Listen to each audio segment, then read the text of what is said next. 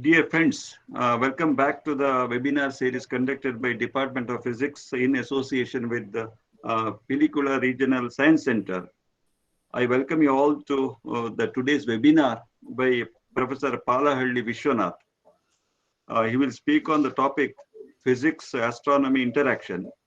Welcome you, sir, on behalf of the Physics Department and also all the participants here. Welcome you, Thank sir, you very once much. again.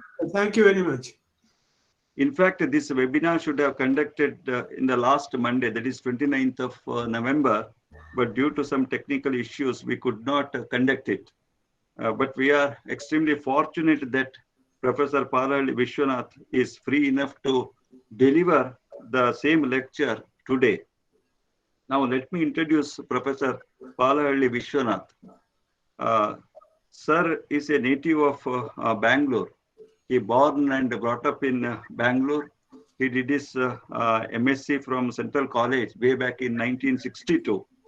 He obtained his PhD from the University of Michigan in the United States of America and was also professor at Tata Institute of Fundamental Research, Bombay, till 2002. Later, he was visiting professor in the Indian Institute of Astrophysics, Koramangala, Bangalore. He has worked about 10 large-scale experiments in the field of cosmic rays, in the field of high-energy physics and high-energy astrophysics in USA and also in India. His last project was setting up the observatory in Ladakh, that is in Himalaya, setting up of a gamma ray observatory in the highest height and measuring the intensity of the gamma rays. During the last decade, Professor Palahalli Vishwanath has been a science communicator in both English and Kannada. He has written many popular articles in Kannada on science, in Vijnana Loka, or it may be in Sudha and Kasturi and so on. He has taken part in many popular TV programs. You might have seen this program during the time of solar eclipse, or it may be in the various celestial events. He visits the school and colleges and to interact with the students and mingling with the students and solving their doubts. And he is a very passionate science communicator. ಪುಸ್ತಕಗಳ ಹೆಸರು ತುಂಬಾ ಪುಸ್ತಕಗಳನ್ನ ಕನ್ನಡದಲ್ಲಿ ಅದ್ಭುತವಾಗಿ ವಿಶ್ವನಾಥ್ ಅವರು ಲೇಖನಗಳನ್ನ ಬರೀತಾರೆ ಮತ್ತೆ ಪುಸ್ತಕವನ್ನ ಬರೆದಿದ್ದಾರೆ. ಭೂಮಿಯಿಂದ ಬಾನಿನತ್ತ ವಿಶ್ವದ ವೈವಿಧ್ಯ, ಶತಮಾನ ಪುರುಷ, ಐನ್ಸ್ಟೈನ್, ಕಣ ಕಣ ದೇವಕಣ, and the Papa Pluto, regarding the Pluto. And also, I think he has written a book on eminent physicist B.V. Shrikantaya.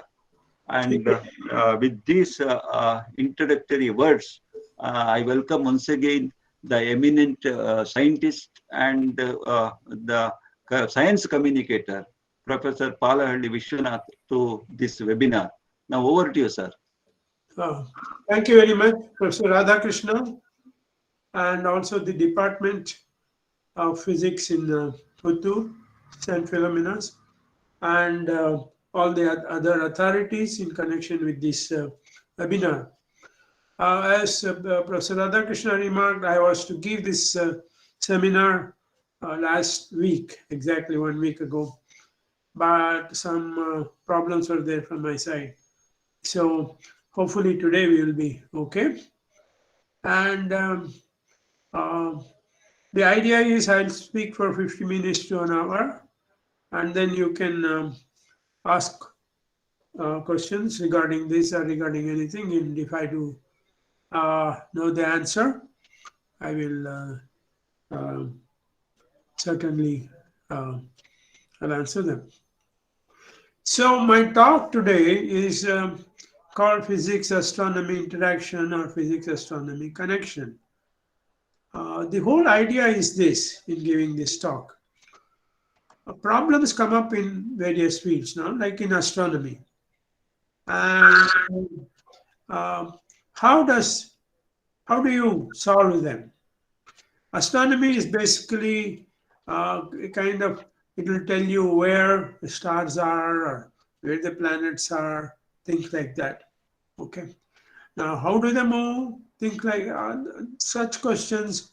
Astronomy basically just answers, but it doesn't know how things are done. So we try to post certain questions in astronomy and see what answers physics gives for these questions. These are all historical things, but these are all basic physics too. And you might have heard some of these, and people who know, probably there will be always kids who will know much more than the speaker. And please bear with me. And so the plan of my talk is this, and first take up planets and how we got answers from gravitation with help from Galileo and Newton. Now, the color of stars, etc. What connection has it got? The temperature. What do you mean by spectrum? And then something called Doppler effect, etc. And finally, what makes stars shine? So that is something called fusion reaction. And so these are the three main topics I'm going to talk about. Okay, let's go next. So okay, it has moved now, Dr. Yeah. Yeah. Yeah. Okay. So first topic is planetary motion. As I said, quite a few of you may know these things, but please bear with me. So long time ago, our ancestors, there were some very bright objects in the sky, and they attracted the attention of our ancestors. And they were called planets. That means objects which go here and there. And how do they really move? This was probably one of the first intellectual exercises for man. Now, here there is a small, I don't know how, whether you can see some of these. I've tried to make all of them as big as possible, including writings also. So, what do you mean by bright here?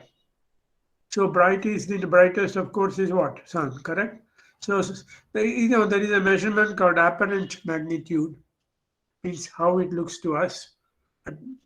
And so sun is got the highest magnitude. It's actually measured minus 25 or something. Don't worry about that. So next, of course, as you probably know, is Venus, things like that. And some of the stars, I hope I'm pointing out correctly, stars come around here, magnitude of 1 and things. Planets slightly, as I said, planets, Jupiter must be here, sorry. Jupiter, Venus, and things like that. Okay, so they're bright, but not as bright as sun, but brighter than many of the stars. And today you might have heard about Hubble telescope. Hubble telescopes can see up to magnitude of 25, 26 or something like that. All right, this is just to show you how bright these planets are. So what was the problem about these planets? As we said, they go here and there. And what we call retrograde motion occurs. You just look at the photograph, the photo here, the left thing here. See, it is going like that. It should keep going like that. No, continue. No, it doesn't. Sometimes it looks like it goes this way and then comes back. So it's called retrograde motion. So this is a headache, and for thousand years from when we first started learning about planets, 1002, 1300. So the Greeks gave a certain model. You see, in science, we first do some modeling, how it could be, and then only the deeper calculations come.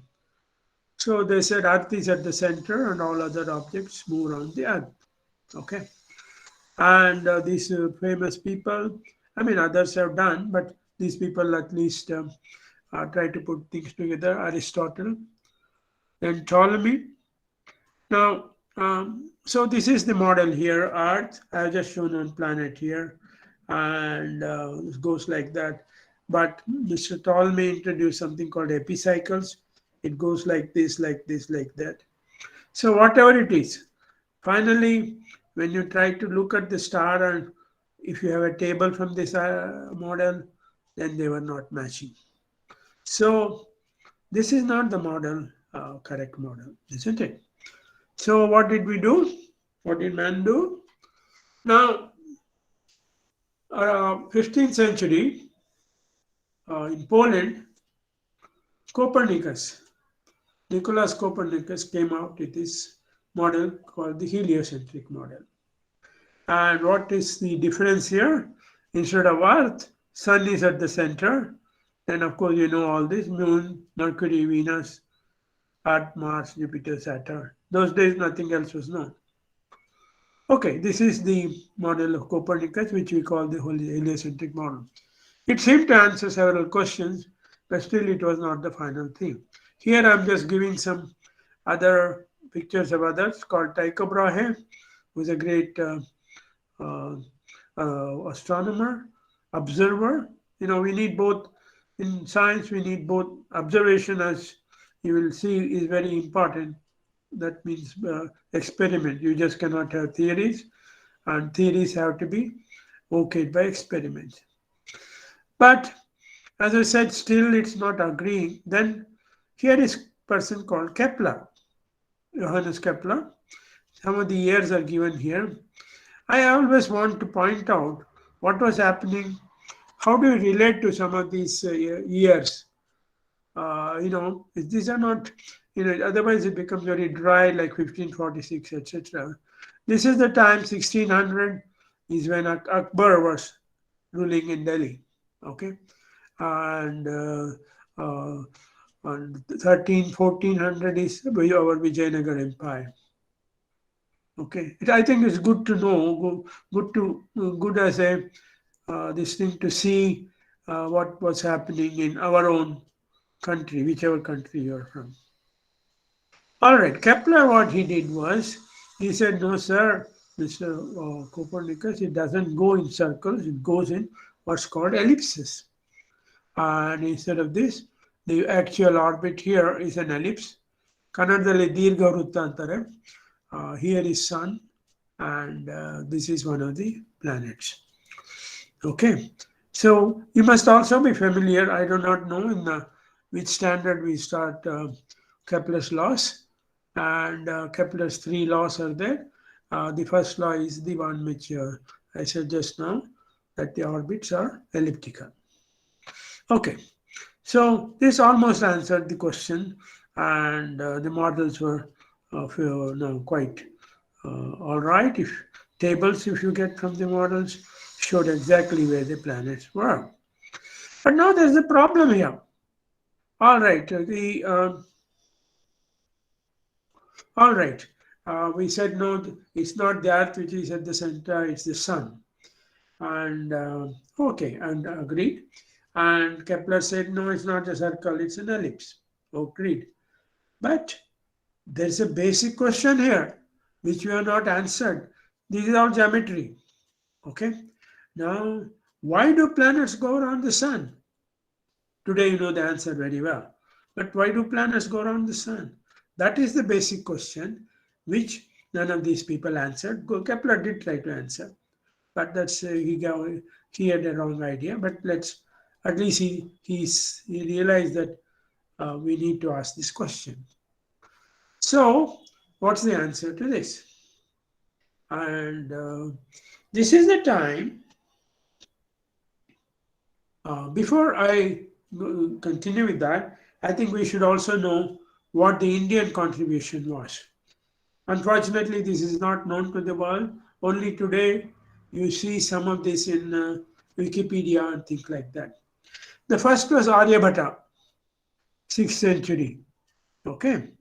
And he's supposed to look like that, we don't know. And he made a very revolutionary proposal. He said Earth moves around its axis, like this here. Okay. And in 23 hours, 56 minutes. Very quite accurate even to the modern day numbers.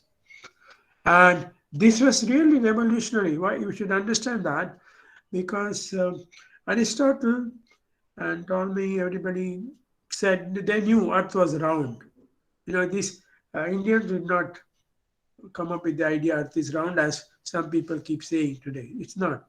The Greeks knew Earth is round, but nobody knew that Earth moves. Okay, and this is a great proposal by Aryabhatta.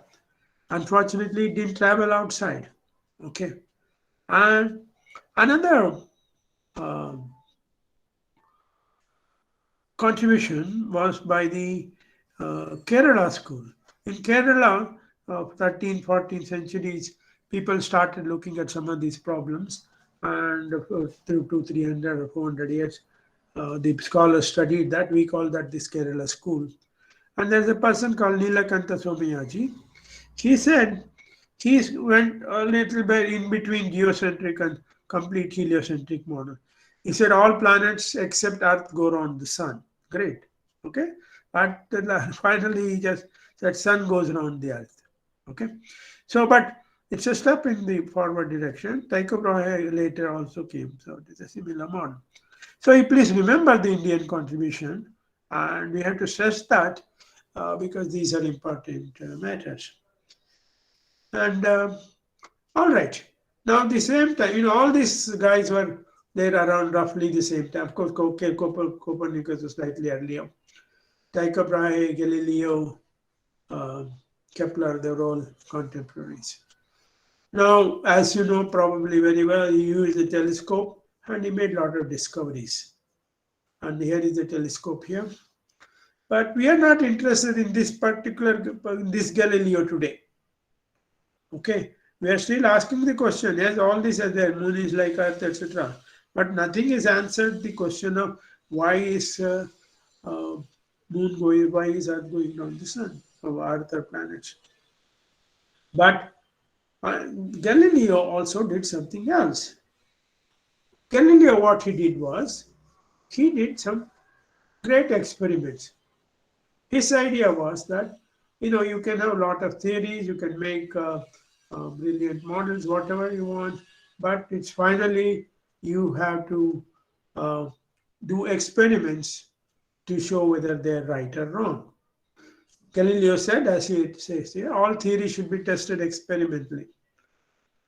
So importance of experiments in science is what Galileo stresses. Okay, and that's why he's really, Einstein calls him the father of modern science.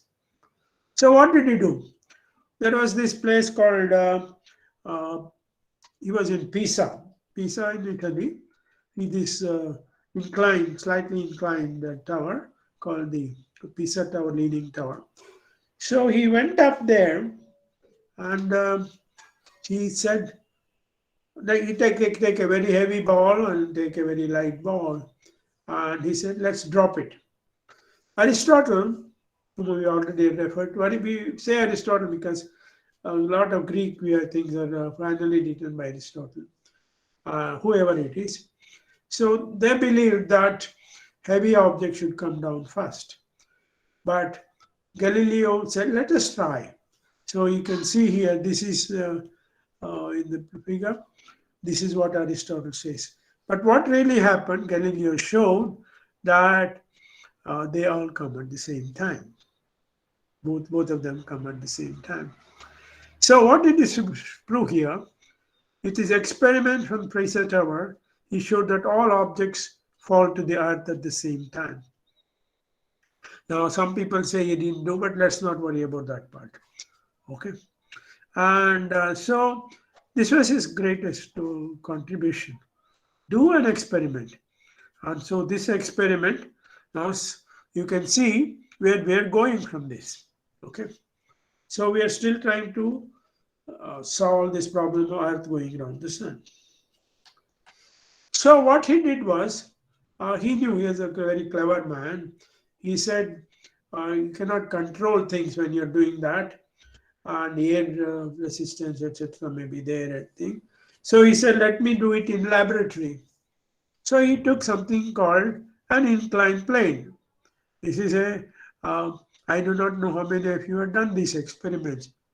Some teachers say they show it, do the experiment, they show it to the students, but I think it's something students also can do. So he said, instead of top like this, let me just go to an inclined ramp. Then I can study things better, he said. So he assumed a ball rolling down a ramp would speed up in the exact way as a falling ball would. Okay. Then he started observing the motions of these objects. And so he determined that they move with a constant speed. That is a particular, he did this quite elaborate experiment. I won't go into that. Objects move with constant speed and no force acts. And so from this he determines that the natural state of an object is rest or uniform motion. Okay, so we used to think that so the law of motion, objects resist change in motion. That means they want to do whatever they're doing. Okay, this resistance, that's called, we call it the inertia. Now, this was taken over by the great Isaac Newton roughly 100 years ago. Actually, Newton was born when the year Galileo died. The first law of motion, you must be familiar with. An object remains in a state of rest or of uniform motion in a straight line unless compelled to change that state by an applied force. Okay, this is what we call the first law. Okay, a state or rest or uniform motion. This is exactly what Galileo said. Okay, so from this we go to the next step. We go to the second law. These are detailed things of Galileo. I won't go into it. You please look at it. They're very interesting experiments. So now we bring in the word gravity. Okay, and what made these balls fall is gravity. Okay, now we use second law of motion. This is what Newton's second law. F equals ma. Okay, now there you can derive that easily. I won't go into that.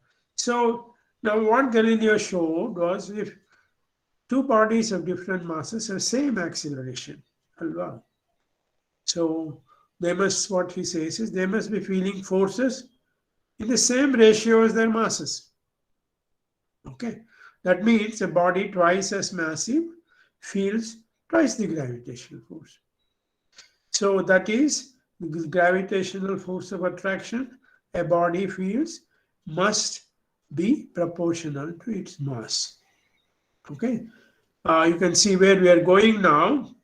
Okay, so this leads us to objects fall in the same rate here up by one regardless of mass, and so F gravity. So he brings in this inverse square law here. G equals m1 m2 by r squared. So what does it say? It's proportional to product of masses and divided by distance squared. This by distance squared you get from geometrical considerations. So Newton, he always, at least in his younger years, he said, I could do all this because I was standing on the shoulders of giants. Giants means here people like Galileo, Kepler, etc. Okay, so you see how we are came to the gravitational, the inverse square law here from Galileo's experiments. Now we see that's what explains, as you know very, very well, that this is what explains the planetary motion, correct? So that is, as I said before also, G equals m and m2 by d squared.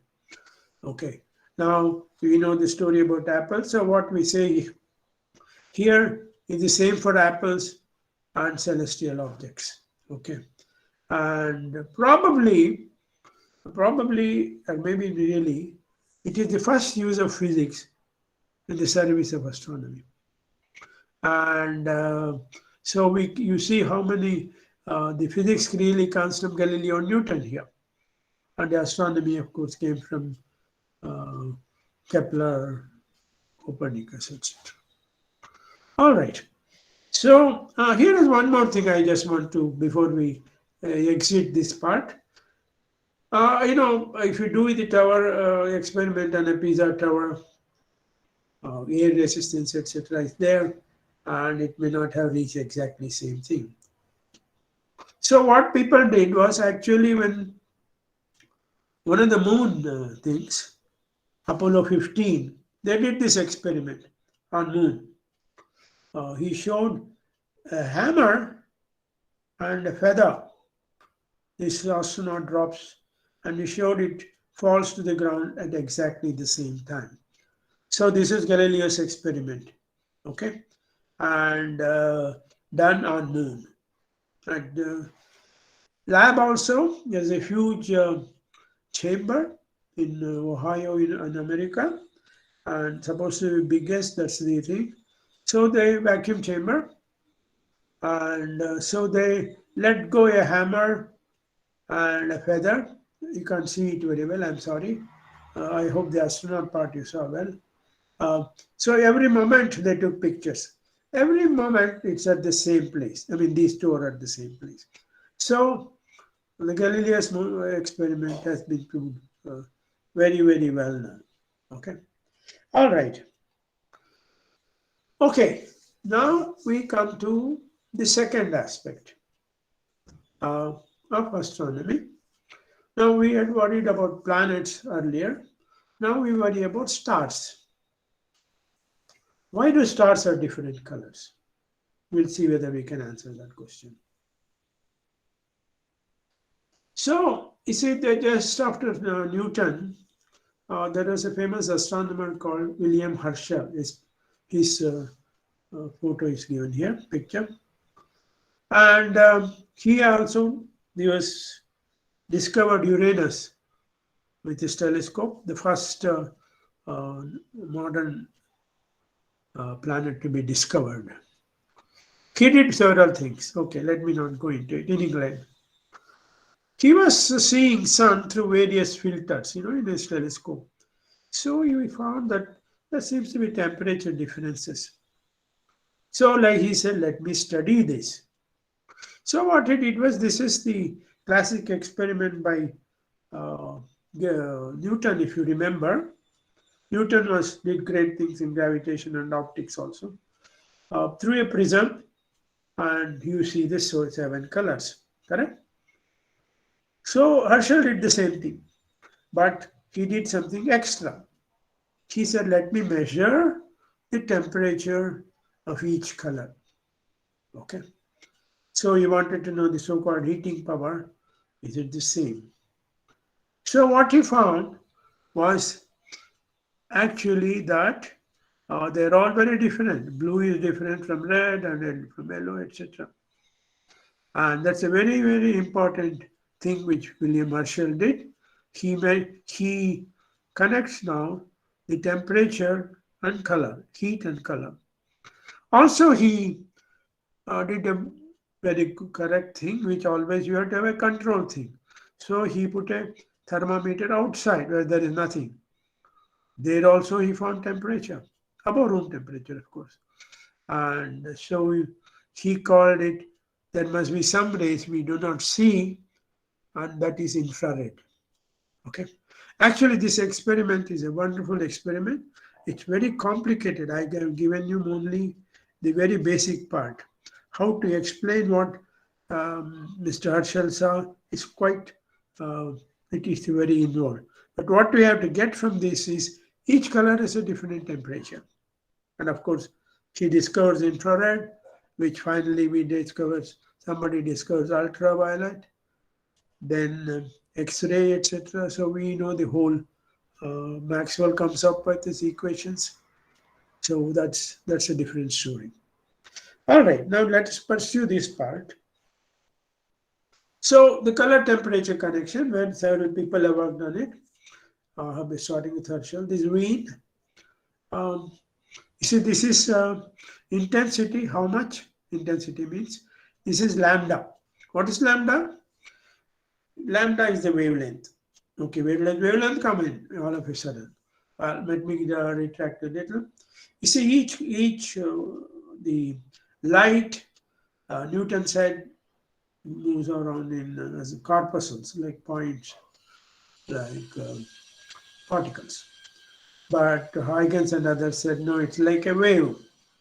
And of course, the wave theory was established.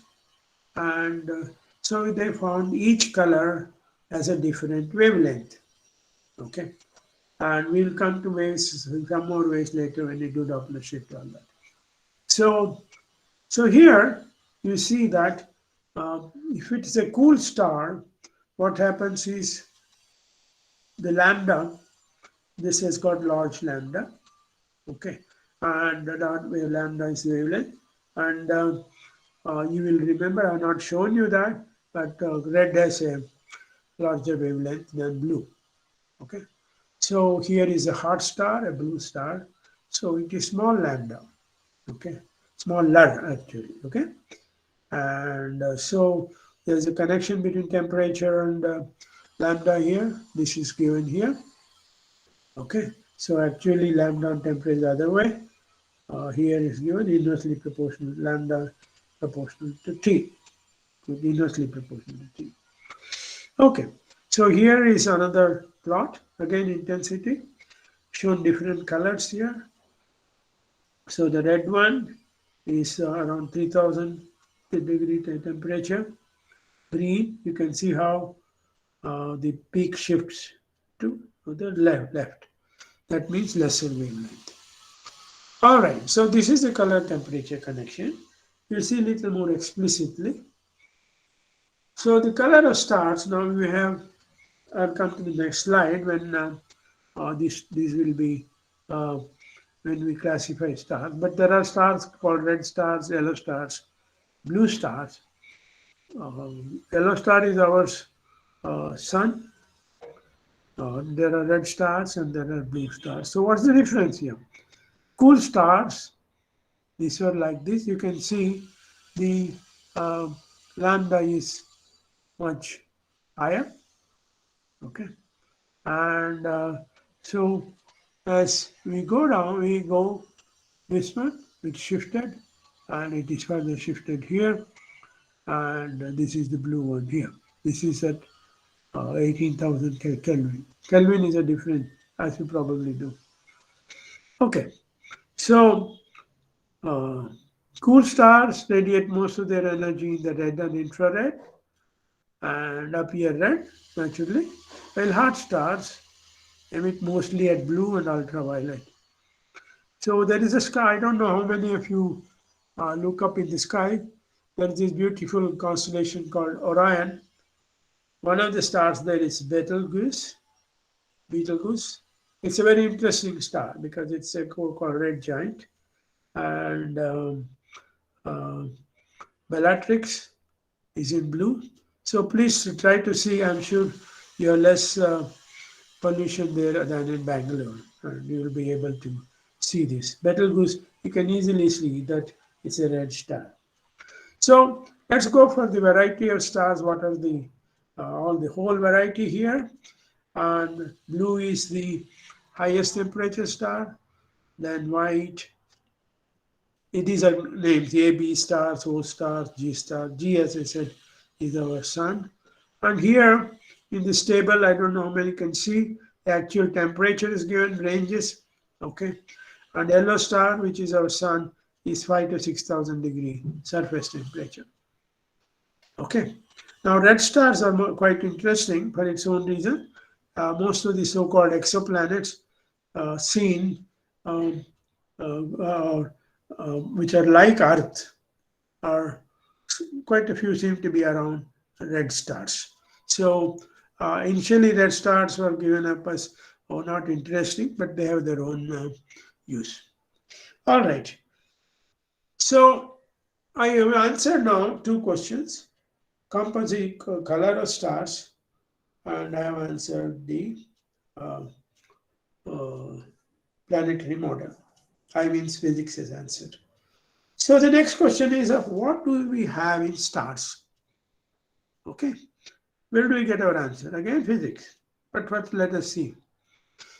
So I already told you that Herschel did some of the early experiments. So these guys called Kirchhoff and Bunsen, you must not be knowing their names, of course, heated various chemical elements and found that they all give different colors.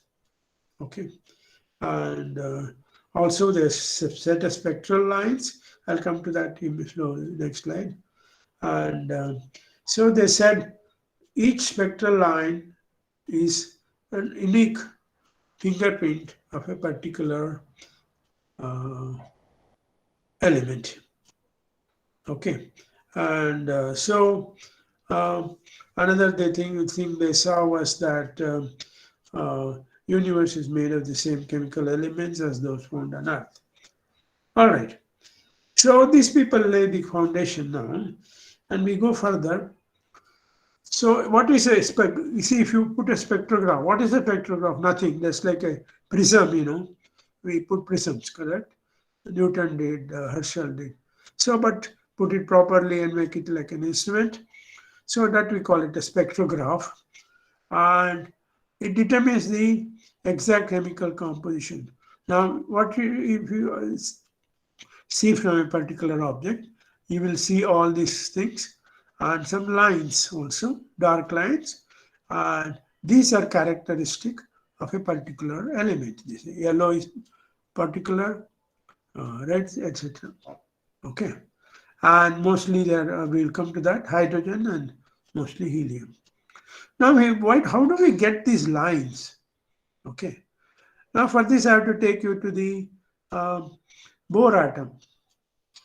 Okay, now by 1913 we had the Bohr atom, where we have a nucleus which was found by Rutherford, and then there are electrons in different in different orbits, and so like N1, N2, N3, etc.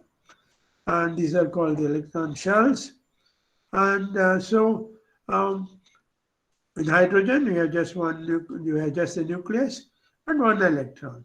So when this electron jumps for whatever reason, okay, and we get a line, okay. Line is what?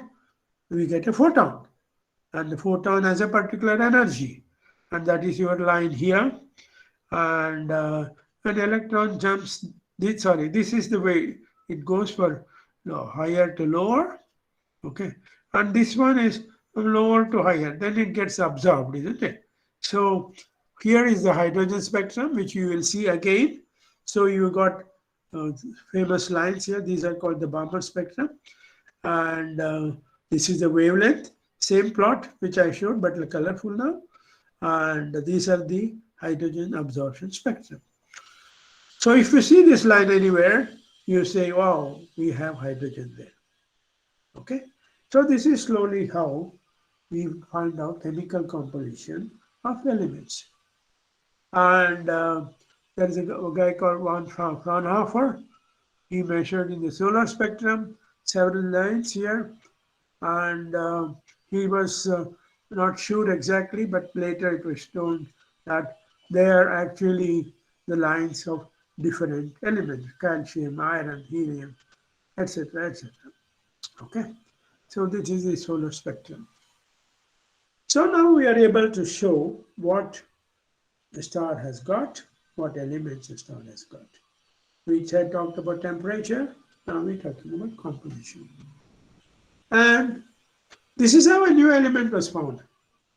In 1868, actually I think it was done in India, and they were looking at the sun, and so this is the line, this is the spectrum, and they expect certain lines, as I said, different element. But then some new lines were seen. New means not seen in the lab. And so they found that this must be due to a new element, which is not there on Earth. And that extraterrestrial element is called helium. Okay. We don't have helium on Earth. Why? Try to answer that question. Okay. Why is it we don't have helium? Or we don't have hydrogen also, no? So why is it that we don't have these things there? All right. So hydrogen is, all these are there in different ways on Earth, but very small, but not in our history. So, all right. So this is how new element was found just looking at the spectrum. This is what I wanted to point out. Now, how much of the new element these things are there? There is this lady, a great astronomer called Cecilia Payne. She found by looking at lots of stars and all that there are only basically two elements in most of the stars, and they are hydrogen and helium. And first nobody believed her, but later they had to because she had wonderful data. And so there she also showed most of the stars are very similar. That means they have the same elements. And also, these are the lightest elements. I have given you a clue as to why they are not there on Earth.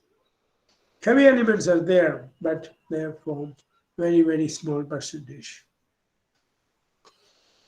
Okay, then now the next question, how far are they? Now we have answered the question of temperature. We have answered the question of what is there. How far are they? One of the method is parallax. I won't go into that, you please study that. But parallax works only for small distances. Small here means 100 parsecs, means about 300 light years. And second one is called the variable star method. And that also, if you're interested, please study. I will go to the third one because I don't have too much time. I finished about half an hour now. Called Doppler effect. Now, Doppler effect, what is Doppler effect? Now, a source is there giving out sound, okay? Sound moves in waves of waves, we know that now very well. So if you study the waves, it will be like this, equally spaced and all that. But now let us make this source move, okay? Now, let us say this is an ambulance, correct? And man standing here, whom the ambulance has passed, will see large wavelength difference. Okay, it's going away. Whereas the person towards whom it is coming sees them nearer and nearer. So we call this is actually what larger wavelength means red, this is blue. Okay, so Doppler effect describes the change in observed frequency of a wave when there is relative motion between the source and the observer. Okay, so this is for sound. Doppler said essentially for sound. But, and I just want to add here a wonderful experiment which was done those days to prove Doppler effect. And so those times no fast vehicles were there, only Jatkas and Tangas, horse-drawn vehicles. And somebody said, okay, now the trains had started just then, even though their speeds may not have been high, 40 kilometers maybe. And he said, let's do the experiment on that. And so he got a trumpet player, trumpet andre Tutturi, on the railroad. You just imagine this picture here, but don't imagine the automobile here, lorry. Imagine a railroad, imagine a railway compartment. So he made them, some people are standing on the, this is in Holland, Utrecht, Amsterdam line, and then a train comes, people on platform are supposed to listen to this sound, and then train comes and goes. So listeners stood on the platform and wrote down what they heard. So this is how it was proved. Doppler effect was proved. It's a very interesting thing to read. You can Google it and see. This is, of course, not this particular experiment. I just thought I would tell you. Okay. Now, same thing happens in light also, because after all, light is waves, no? So here, what we call astronomers routinely determine how fast they are going away. If a thing is going away, we will see the spectrum turns toward red. If it is coming towards us, we'll see towards blue. Okay, and so I'll show next 2-3 slides. This will show this effect clearly. Okay, so Doppler effect works for red light, for light also. So this one here is your spectrum, electromagnetic spectrum, and this part is not important for you at the moment, but you just know this in very large wavelengths of radio, microwave, infrared. This is our visible, UV, X-ray, gamma ray, etc. So don't have to worry about that. And then temperature, you already know that these are lower temperatures, higher temperature becomes high here. So here, now 3 spectrum are given. This is the rest one of, let's say, hydrogen or something. So if it's coming towards you, it should go to left. See this move towards left. But if it's coming towards you, coming towards me, it is blue. Here, it is going away, so it comes to red side. So either it shifts this way or shifts that way. Okay. So we call that red shift. It is a small equation here. Don't worry too much about it. And so this idea of how much red shift is there, it is used to measure the approximate distances to galaxies. Now we mostly, when we talk about far off objects, we just say red shift. Okay, we don't give it in terms of parsecs and light years or anything like that. From that you can get the idea of how far it is. Now I will show you how brilliantly it was used. In the 60s, this is your hydrogen spectrum, which you have seen several times now. 4 lines, Bomber series. So there were some objects we didn't know at that time, they're far or anything.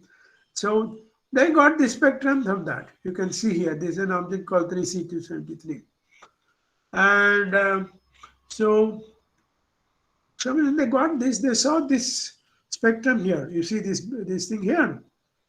It surprised them enormously because this should have been here. This should have been here. Like I've tried to kind of align, may not be exactly. So it should have been like this.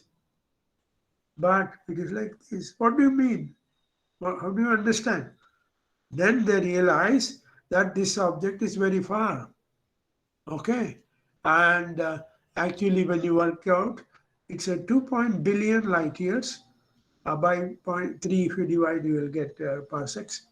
And so this is how the famous quasars were formed. Okay. Today it's very routinely done, all these things. But at that time it was a huge surprise that the spectrum, hydrogen spectrum here, had shifted so much. This is how you get these lines. I already told you about Bohr orbits and things like that. Okay.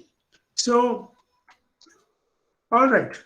Now, in the last part, I will talk about how does a star shine.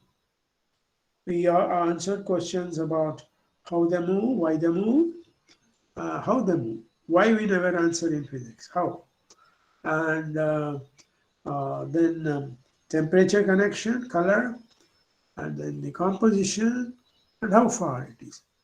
Now let's ask the basic question. How does a star shine? All right, how does a star shine? For this, we have to go back to great Einstein. Einstein in 1905, more than 100 years ago, he came up with many things, which I'm sure some of you are aware, but I won't go into that now. He came up with a great equation. Some people call it the greatest equation or the most whatever. I mean, there are lots of equations which are great. But anyway, some people call it equation. But practical application, probably. Equation says E equals mc squared. E is the energy, m is the mass of an object, and c is the velocity of light. Sorry.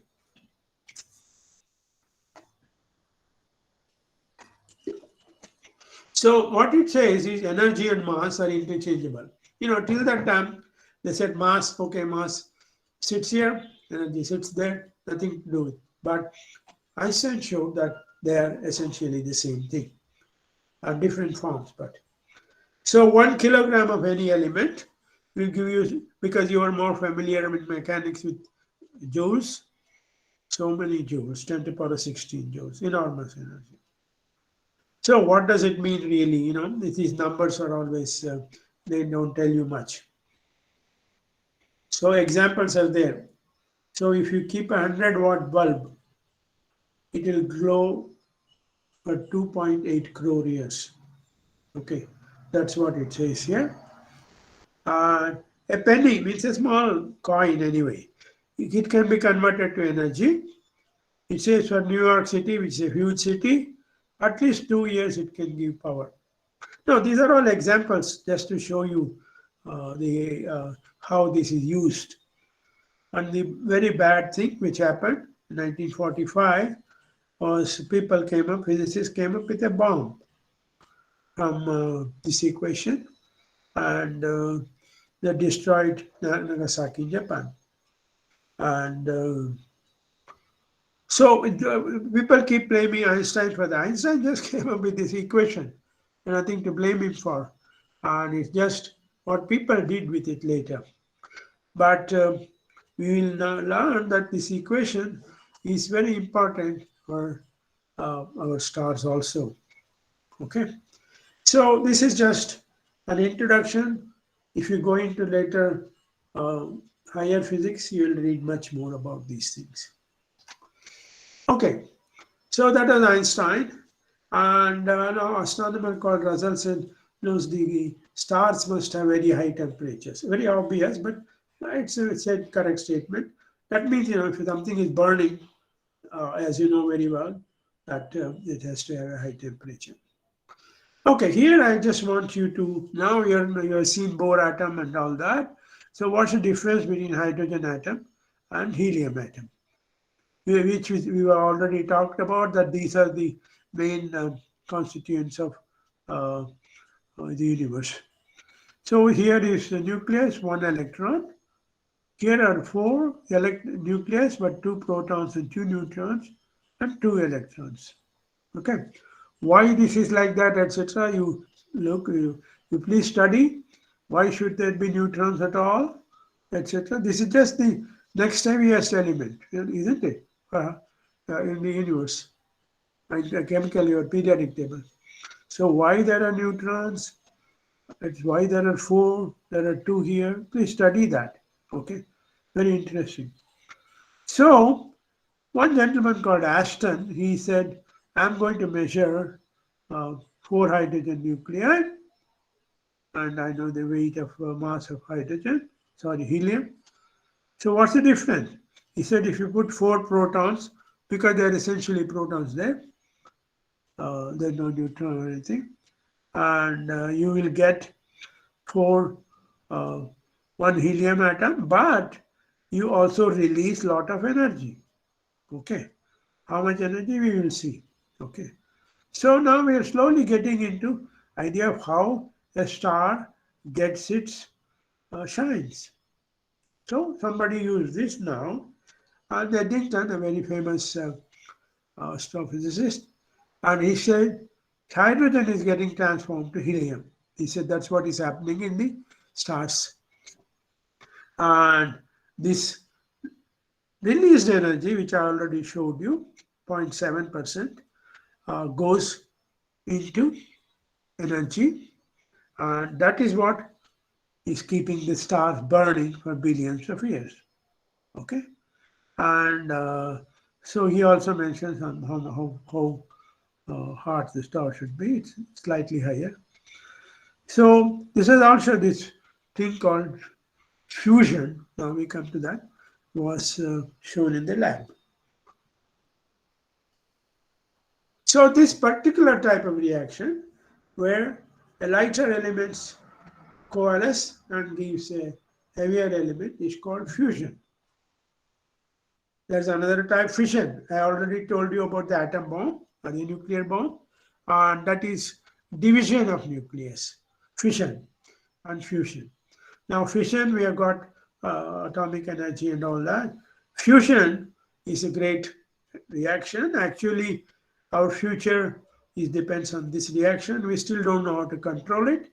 Stars they control it.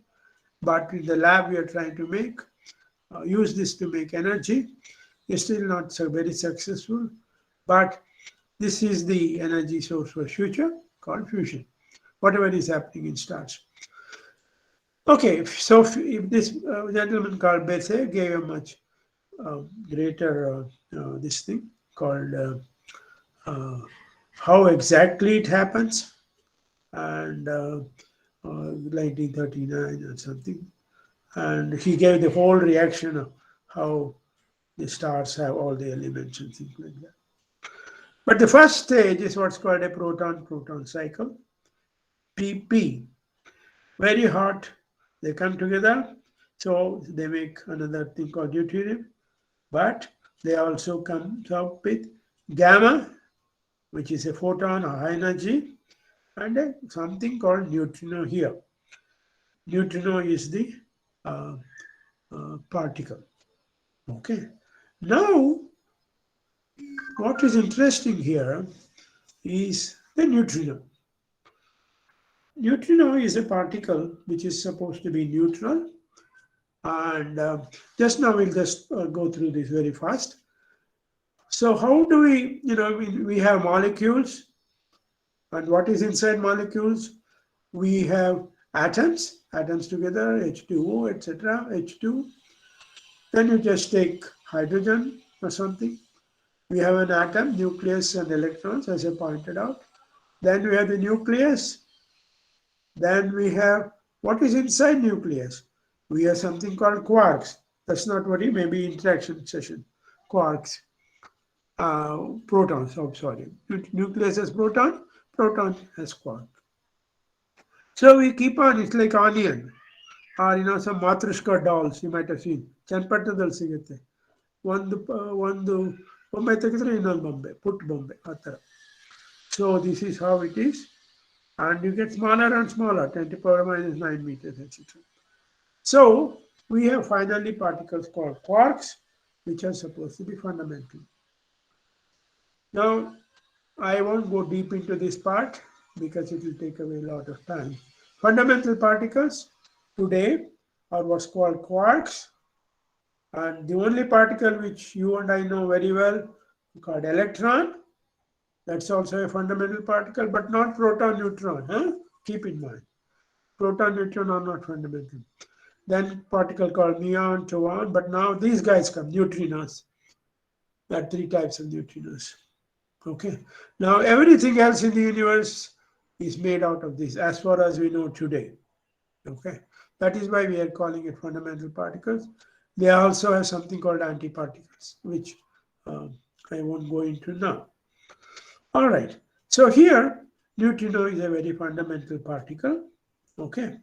And so why are these neutrinos important? I won't go into these things of what's the difference between them and electrons. You can keep this slide in mind and ask me later. Okay. So quarks and leptons, as I pointed out, quarks make up finally, get together and give us protons, etc. And leptons are electrons which go around. And now we have the neutrino. I won't go into its history, how it was found, how it was proposed and found. We have plenty of neutrinos, unfortunately, because neutrino is a particle which is neutral. Just please remember, neutrino is not neutron. Okay, neutron is almost 1 GeV. Okay, like a proton, as big as a proton, but slightly bigger. But we have neutrinos from neutrinos. What happened? Unfortunately, they don't go into any other particle, so they stay put, and they don't decay also fast. They don't interact. They don't decay at all. They interact, but very, very, very low, very rarely. So we have all types of neutrinos: terrestrial neutrinos, means radioactivity, solar neutrinos, sun and stars, and atmospheric neutrinos, etc. Accelerators particles, galaxies give neutrinos, all types of things. So neutrinomayam jagat. Everywhere there is neutrino. Okay. And the reason is it is no mass or very little mass.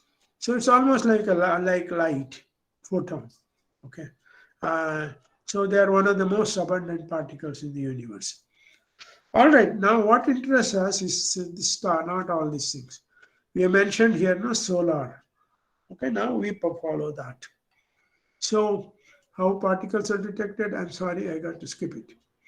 So this, now Mr. Bethe said that yes, fusion reactions are taking place, but the neutrinos are also formed. So who is going to test that? And how do we test it? Only way to test this is to see whether neutrinos are coming out. And this was done in the 1980s, 90s, about 40, 50 years ago. For us, when in our middle ages, this was a very important problem, neutrino problem. And so these neutrinos were detected. Okay. And so from sun, using several detection methods, I won't go into that now. And so you can read out, because whatever I said might have gone very fast. Sun produces energy from a chain of nuclear reactions where hydrogen nuclei combine to form helium. And hydrogen nucleus is made up of single proton, helium nucleus made of 4 protons. Sorry, 2 protons, 2 neutrons. So there is a release of energy, and both thus comes out as light and neutrinos. And so you got to find these neutrinos. Okay, and they are called solar neutrinos. This is a big problem 40, 50 years ago, but they were detected by more and more sophisticated instruments. And finally, that fusion theory is why we did all that, to show that fusion theory, whether it's correct or not. So fusion theory was proved. This is the experiments which show neutrinos are being detected. So now we know that neutrinos come out of sun, and so that means fusion reaction is really what powers stars and of course, powers sun and of course other stars. Okay, now there's something interesting here. This is how the sun looks in ordinary light. But let us say we were able to see only with neutrinos. They're coming from the core here. You can see that. This is just imagine, there's no light but only neutrinos. That's how it comes. Okay, you will see that. And another interesting thing here is light comes out almost a lakhs of years later, because they go here and there. There is a plot here which shows photon struggles around and finally comes out after lots and lots of time. But neutrino gets out very fast. That is the greatness of that. So if you detect a neutrino today now, you know that it left the sun 8 minutes ago. Correct? 8 minutes, 8.3 minutes. Whereas the light, no, it might have come lakhs, 1 lakh, 10 lakh, we don't know, millions of years. Okay. So this is what the neutrinos tell us. Now I have more, but I don't want to talk about that, because now we go into how neutrinos are important at different stages, from supernovae, which is the last part of end part of stars, big stars, end up in what we call supernova, and there also we get neutrinos out. So neutrino astronomy today is a very very important part of astronomy. So you look for neutrinos from sun, from supernovae. Actually, neutrinos were found. I want to say that. What is a supernova? I should tell, no. So let us see. Now, at one part of the sky, there will be nothing one day, and all of a sudden, you will see a bright, very bright object next day. So what has happened? This star has died, which must be a big star. So then finally it has given out a lot of light. Okay, this is what a supernova is. Physically, that's all we see. Nothing there yesterday, a lot today. And they give out a lot of neutrinos, and they have been detected. That's another major big thing for physics. All these incidentally have got Nobel Prizes. Neutrino is one particle which has got some, just the solar neutrino and these neutrinos have got 3, maybe total 4 or 5, maybe more. Okay. So neutrinos are some of the very interesting particles in the universe and in astrophysics also. All right. So now I think as my clock shows almost 1 hour exactly, I am going to skip the other parts of neutron stars, etc. Okay. So I've shown you, this is just some books which I've written in Kannada. I always believe that something in my mother tongue helps. So these are popular books available in market. And Bhumi in the Baninata, Vishuddha Vaividya, Dr. Radhakrishna said something about this. But I want to summarize now. What did we had problems in astronomy. One was first was the planetary model. How do you explain Kepler's Copernicus model? Gravitation, Galileo Newton's experiments. Second, what do we mean by color? This star looks blue, this star looks red. So from Herschel's experiment onwards, Wien law, everything, we know that temperatures account for the color of the star. If it's a very hot star, it's a blue star. And it's cold, it's red or something like that. Also composition. So by looking at the spectrum, we have answered this question. We found helium. We did not know anything about helium. We found helium and we found that universe contains hydrogen and helium. Then we asked about how far they are.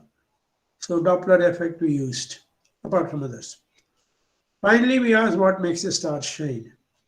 We used the fusion reaction to show that stars shine.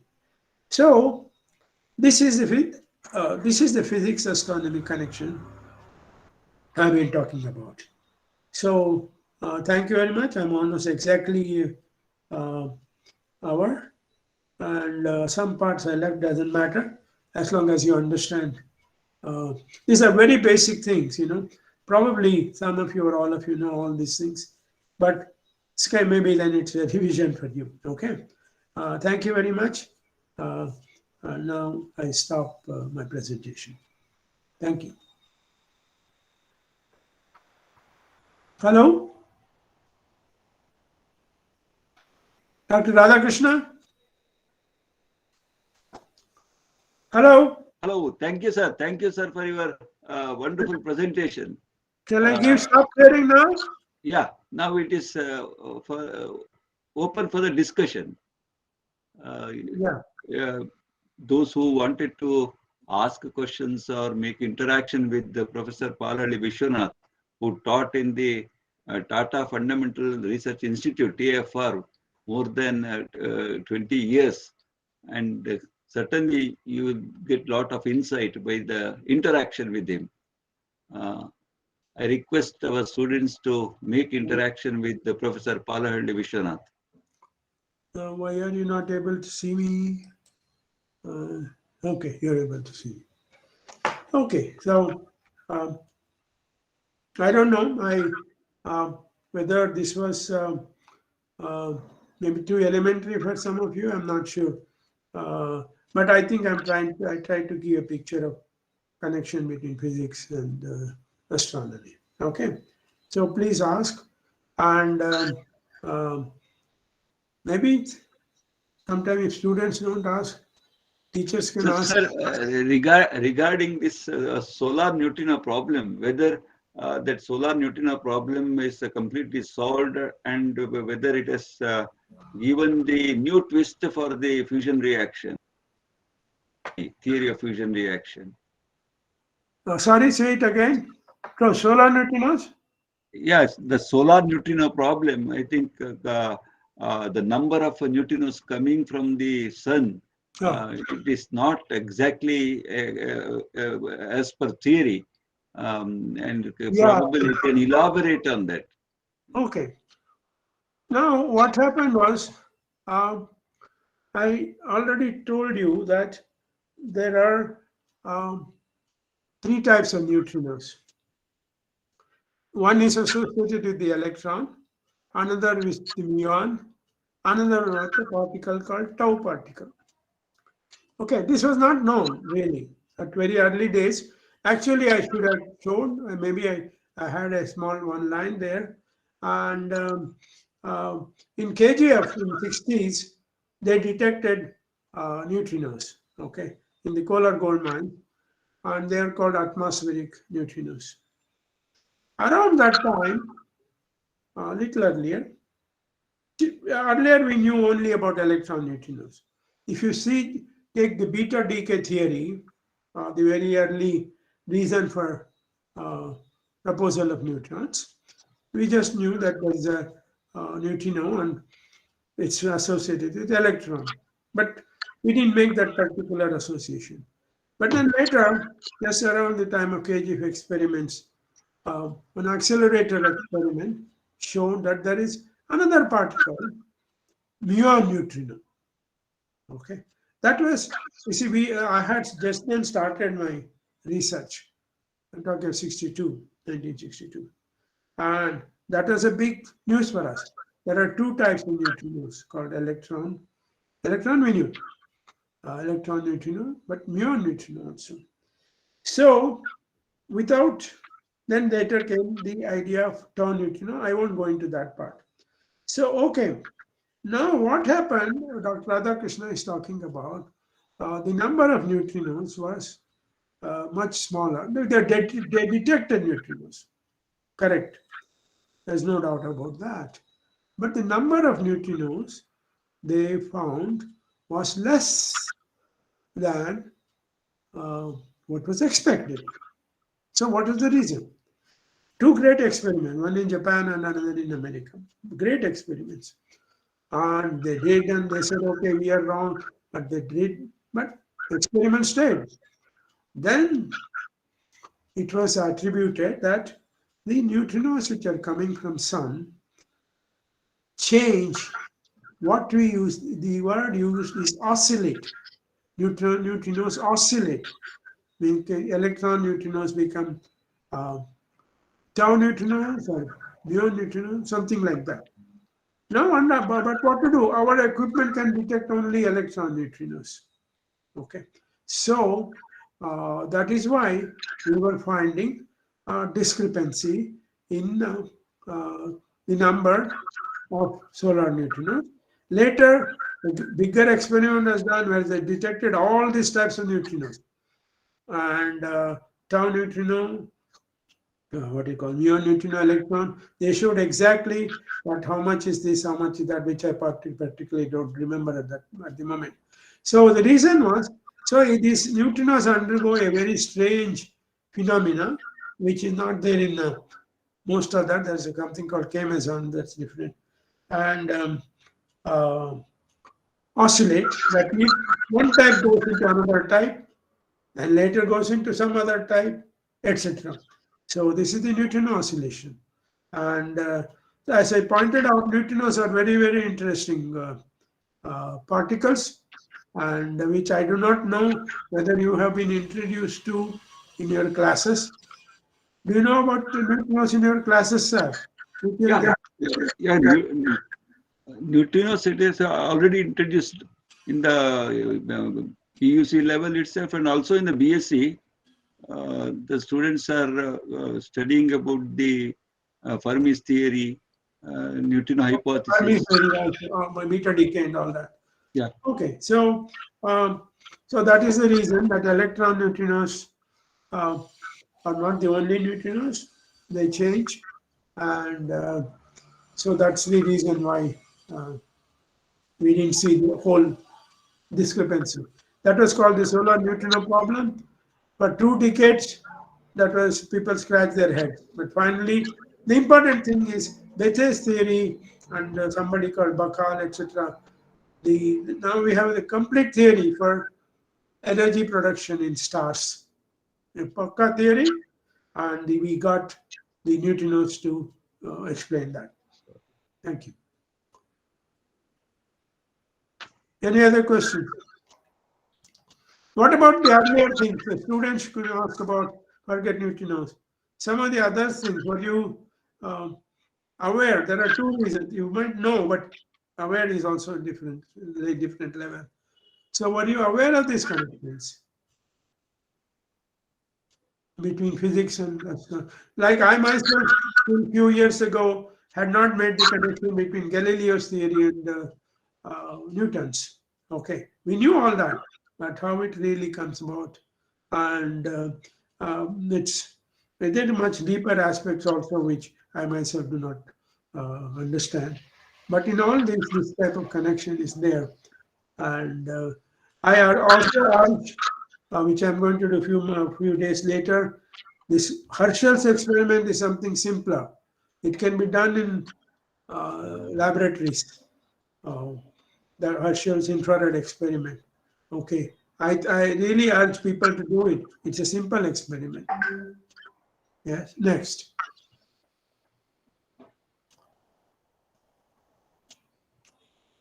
Any more students, teachers?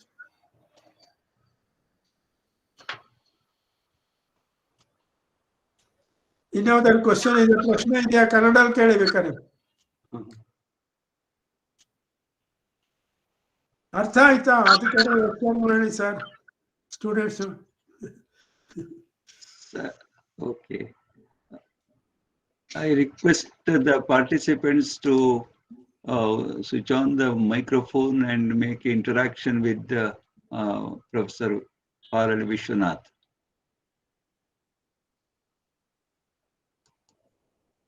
No, Dr. Radhakrishna can tell me whether, because for me also it's important to know that whether students think that this is all very elementary and they know, or whether they have kind of trying to understand this thing. What do you say? No, sir, always, it is not elementary. Always when we go through the subject and that will raise some or other questions. Probably they understood almost all the things and they are thinking regarding the whatever you said and you are presented. How the physics is, has the deep interaction with the subject astronomy and all the branches. Okay, if there are no questions, let us come to the end of our webinar. See, one cannot go to the sun or the stars, or one cannot set into the outer space to fathom the distance, measure the universe, and naturally the basic physics which can be applied to understand the various phenomena happens in the universe, and the deeper understanding that you have touched the subject regarding the planetary motion, the brightness of the stars, and also the need of modeling the Galileo experiment and the experiment by the Herschel, and also the secret of the energy of the stars and the neutrinos, and totally in 1 hour you have scanned the I can say the entire the physics, the classical physics to the modern physics. It is a beautiful presentation, sir. I profusely thank Professor Palahalli Vishwanath for the wonderful presentation, for yes, made his time to be with us. Sir, how do we before winding up this whole... One question is there. Probably you can... tell me, Rajpal Singh, you can ask. Yeah, how do we get in touch with sir if you want to get any this one? Dr. Radhakrishna, can you repeat? No, he is asking how he wanted to keep in touch with you. Yeah. My email is there, you could give him. Yeah, I will give the email ID, and also probably you can make a further interaction with the Professor Vishwanath. Okay. Finally, I would like to thank all my colleagues, because this webinar series is due to the support of all my colleagues. That is Dr. Deepak De Silva, Vipin Nayak, Dr. Ashit, and Dr. Praveen Prakash D'Souza, Shweta, and Dr. Chandrasekhar, Reverend Dr. Anthony Prakash Mantero, and also for the support by principal of the. Actually, this webinar is due to the support of Pilikula Regional Science Center. I especially thank Dr. K.V. Rao, the director of the Pilikula Regional Science Center, and Jagannath, Mr. Jagannath. They have given an opportunity to organize this particular program.